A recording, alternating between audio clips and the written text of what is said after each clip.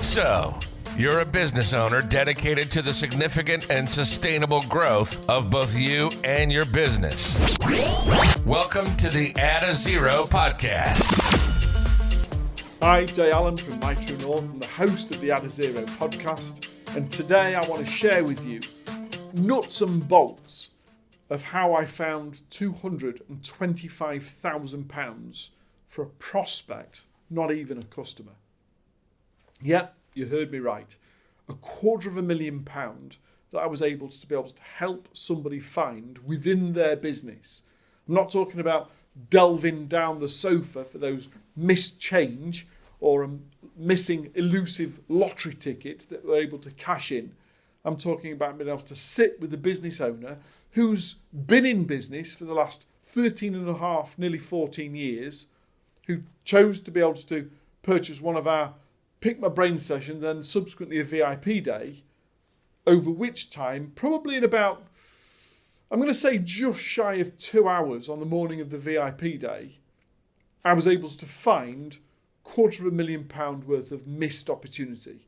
And today, I'm going to talk to you about exactly what we did to be able to find that, the things that you could do in your business to be able to identify that also, and the impact it's going to have on both him and his business and the work that we're subsequently going to do together. You ready? Let's get stuck in. So, first of all, context. Neil, I know he's a qualified architect, but he doesn't necessarily run an architectural style business. Neil builds what's called A-frame houses. They are large wooden and steel structures that are shaped in the form of a capital A. There is living accommodation downstairs and then a mezzanine floor with a bedroom area upstairs. And they are popular in Switzerland and Sweden and other European countries, but Neil is one of the primary people who have imported this and now builds them in the UK. He works with some large holiday parks and a couple of golf courses, but also people that wants to be able to either live off the grid or have bought a large plot of land and looking for something completely different and unique. And Neil builds these incredible CAD drawing and then the project management of being able to take it from an idea all the way through to handing them the keys. And he does it particularly well. Neil had heard the podcast and was intrigued by an episode, subsequently been on our website quite several times over before making an inquiry, and subsequently booked one of what we call a Pick My Brain session. Now, let me just quickly emphasise that what I mean by that is there were a multitude of people, whenever I was speaking at events, that would give me a business card and say, get in touch, I'd love to pick your brains. And we all know what that really means. It says, I don't want you to pay for any form of service of yours, but I'd love your expertise. Well, we all know that I just need 5 minutes of your time. We all know that 5 minutes is never ever really 5 minutes. And if you want my genuine help and support, then that usually comes with a little bit of research and some consideration, some background. I need to understand as to the context in which I'm able to deliver this to ensure that what it is that I deliver to that person is relevant to them. So we have a paid service, an opportunity for you to be able to click and book a session of Pick My Brains. You pay for an hour, you get 45 minutes of my time, but I'll probably have spent a good hour or so in research and development for that hour to ensure that the 45-50 minutes that we spend together is of me delivering value to you, which is a recorded session and people get the recordings and they can go away and do what it is that they choose to do with that. And Neil had initially booked a Pick My Brain session. He'd sent me some information. I was able to go and visit his website and interrogate the website a little bit. I looked at Google review and the likes, and then subsequently we had these sessions together. And very quickly in the session, Neil said, yeah, I think we need to spend some more time together. I noticed that you offer a VIP experience. Tell me all about that. And ultimately, we ended up almost cancelling the Pick My Brain session to talk about what our times together would be. And Neil came up probably about 3 weeks ago, 2.5, 3 weeks ago now, and we spent a full day together. And what I mean by that is we check you into a hotel the night before. I come across and we have a meal together and we talk about what's going to be covered on the day. We build the rapport and the likes the evening before. It's a lovely hotel. We have a great breakfast together. And then literally from breakfast all the way through the day, it's me and you, or me and the senior decision leaders within your business, together, locked into the boardroom, working one-to-one on the problem or the challenge that we've discussed that we're going to get cracked and broken and fixed all in a single 24 hours. And we'll have flip charts and we'll have whiteboards, and I'll bring all of the AdaZero methodologies to play, and we spend a whole day breaking down the problem, finding where the learning is within that, and then subsequently building a strategy of how to overcome it or how to address it or how to circumnavigate it, in order that when you go away you've got a step-by-step guide on what to do next, to how to move forward. And we did that about 2.5 weeks ago for Neil's business, which is where I found the £250,000. So let's look at how we actually did that. Like I say, I've already done the audit. I've already identified as to where they are as a business. Neil was operating at about 780,000 revenue turnover over the last 12 months. So to be able to find £250,000 is well over 25%, close to 33% of their revenue that I found as missed opportunities, that they could go away and do £1 million very, very quickly. First of all, Neil isn't the only one in the business. There's 4 or 5 other people within the business that are responsible for, one, being able to design the work and liaise with the clients and liaise with the other suppliers in order to be able to generate the job. And like I say, the majority of clients that he works with, it's not just a set of drawings, it's a turnkey solution. Neil will sit with the client and understand as to what it is that they want to achieve. We'll liaise with all of the planning officers and this and the other type of thing to be able to ensure that it's perceivable and possible. He will come up with all of the CAD drawings. They'll all get signed off by the technician. There'll be a project manager in place to be able to build the project from start to finish, and the plumbings and the lightings and the water and waste and all of that. And then present it back to the client fully furnished and ready to move into as a turnkey solution. There's a lot of moving parts in each one of his projects. And what we were quickly able to identify is there's a lot of unbilled work. And what I mean by that is where something hasn't happened, not within our remit, but outside of it. And staff within the business have felt compelled to take on and do other things, either renegotiate with suppliers or find something else or go back to this.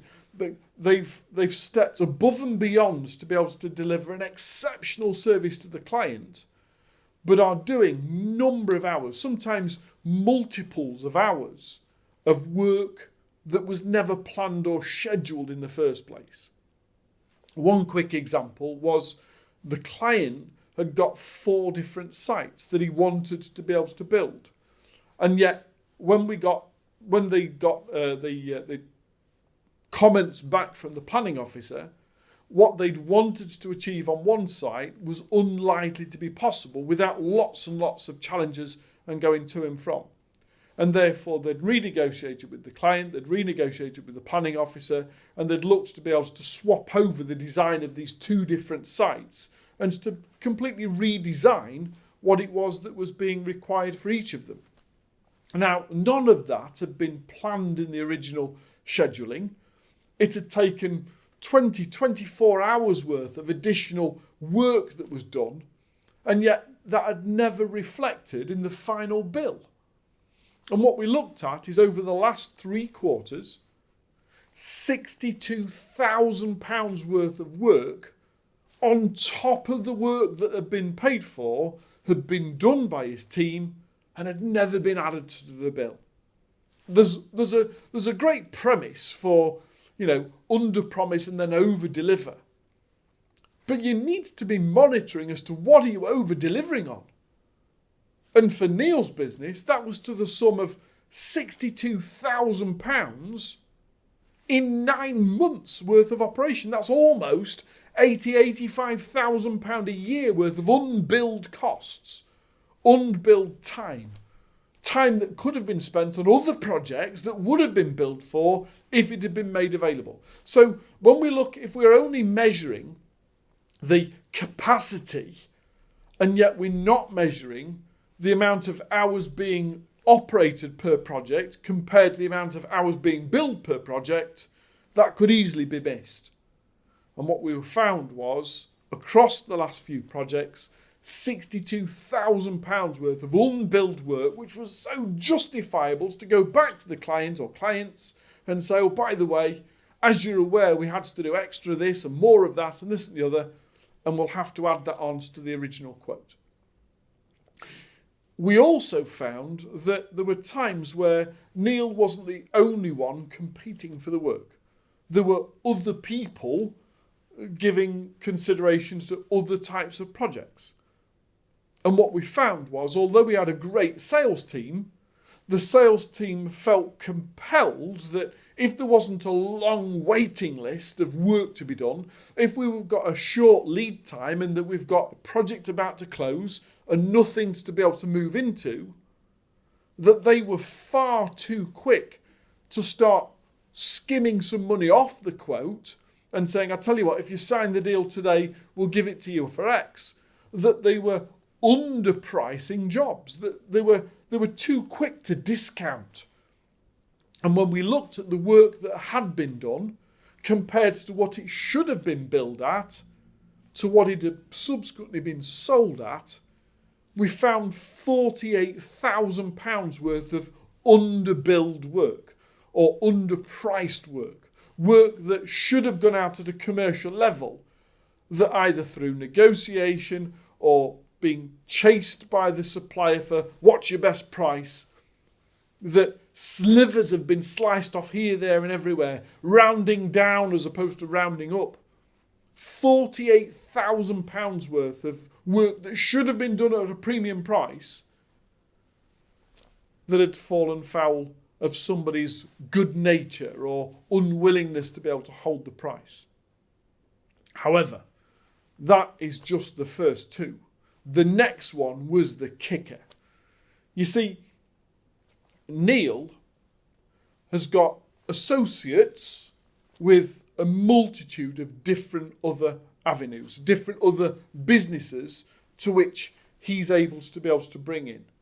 There are people that do solar. It's not something that he does specifically, but he's got an association and a partnership with a solar provider that he gets, or the company gets, a kickback if solar's brought in onto the project. If the solar company haven't had to do any of the marketing or the nurturing or the onboarding if it's just, I just need you to turn up and do this bit, that they pay a commission for him to be able to do the work. And he's got the same thing with a ground source heat pump company that do exactly the same type of thing. He's also got a contract with a interior designer. And if they come in to be able to fit out the entire insides with beds and curtains and cushions and furnishings, that they pay a commission also. And what we found was that when things were busy and there were lots and lots of inquiries coming in, that the last page on the sales process was completely being missed. The bit where they said, oh, did you also want us to be able to, would you like it to be powered by solar or a ground source heat pump as opposed to being plugged into the national grid? Would you like us to be able to furnish the premises? We've got connections with so-and-so and so-and-so design that come in and do X, Y, and Z. Let me show you their work. And the additional services were being missed because the phone was ringing and there was another call coming in. Let me put it another way. When was the last time you went to a food retailer, shall we call them, and you went in to order a burger and their reply was, And did you want fries with that? Yeah. And a drink, did you want to make it a meal? Yeah, why not? So, would you like to supersize it? You all know who I'm referencing, and for somebody that has never, ever, ever eaten in their premises, I'm not going to talk about it on this podcast, but we're talking about the upsell. We're talking about whatever it is that they've purchased. The moment, I want you to listen to these words because this is critical. The moment somebody has made a purchase is the right times to do the upsell. The moment somebody makes a purchase, it's the right time to make the upsell, the offer. Did you want fries with that? Did you want a drink and make it a meal? Did you want to upgrade and supersize? You've now bought the A-frame. Did you want solar? Did you want a ground source heat pump? Did you want the interior design doing for you also? And what we'd looked at is that the amount of times that they hadn't even offered the question, even when we looked at typical conversion rate of the people that do upgrade, they'd missed £84,000 worth of additional revenue that they could have generated by doing no more work, by simply referring them to another company who was then going to subsequently do their sell and their investment, their invoice. £84,000 worth of missed opportunity for no further work because they were so busy doing the work that they are responsible for, the work that they actually have to work for, that they didn't ask the question. However, we didn't stop there, because what I subsequently found was they didn't have a very, very good follow-up process. They've got a period of time where an inquiry comes in, they respond to the inquiry, a brochure's sent, the phone call is sent after the brochure's been received, that's booked into a call, the call is then subsequently into a site visit and meeting, the meeting is into the sell, and then they take on the project, unless the person doesn't convert, in which case they left them dry. Well, get back in touch if you'd like to talk further. Not once were they going back to the client 30 days, 60 days, 90 days, 120 days, 180 days, 360 days later and saying, "You ready yet?" I was horrified to see the amount of time and effort and money that they'd spent being able to nurture an inquiry, a warm to hot lead, that if it didn't convert, they simply left it on the wayside and moved on to the next one. So during the VIP day, during the day, we stopped the progress of the day and said, wouldn't it be interesting if we went back and we phoned 5 people with whom we've either sent a quote to, done a site visit, sent a brochure, done a site visit, sent a quote to. Let's go back to 5 people that haven't purchased from us and have a phone call to determine as to where they are at. And on the second phone call, they closed £31,000 worth of additional business. Second phone call. It took them 15, 20 minutes tops during the day to generate an additional £31,000 worth of confirmed deposit paid in the bank by the fact that they hadn't got a follow-up process. So between unbilling, 62,000, underpricing, 48,000, missed upsell opportunities, 84,000, no follow-up process, 31,000, you couple it all together, £250,000 in the last 9 months of missed cash in the bank by being busy and generating £770,000 worth of revenue and failing to acknowledge that there were a hole in the bucket, that the colander was leaking. And that is the value of a VIP day. Now, I know what you're asking. How much did they pay for all of that? Well, currently, at the time of these podcasts being recorded and shared with you, they made an investment of £1,750. Do the maths. It's a fraction of what we were able to find for them in a couple of hours in the morning. And that's before we did the afternoon session. £1,750. God bless, take care. See you next week. That's all for this episode. As always, we really thank you for listening and welcome your comments, thoughts, and suggestions. So please do drop us a line by emailing podcast@mytruenorth.biz. And don't forget, if you haven't already done so, hit the subscribe button on whichever platform you're listening to this through. And tell your colleagues and business network all about who we are. You've been listening to the Add a Zero podcast presented by Jay Allen. Brought to you in association with My True North, the UK's leading ethical coaching company.